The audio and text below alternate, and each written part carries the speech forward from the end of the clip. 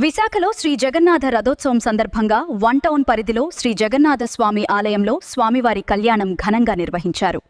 ఈ సందర్భంగా ఆలయ కమిటీ మీడియాతో మాట్లాడుతూ రేపు స్వామివారి రథోత్సవం జరుగుతుందని, వన్ టౌన్ దగ్గర నుండి చౌక్రీ వరకు సాయంకాలం 4:30 నుండి ఈ వేడుక ఘనంగా నిర్వహిస్తుందని ఆలయ కమిటీ తెలియజేస్తుంది. భక్తులందరూ స్వామివారి రథోత్సవం పాల్గొవాలని కోరారు.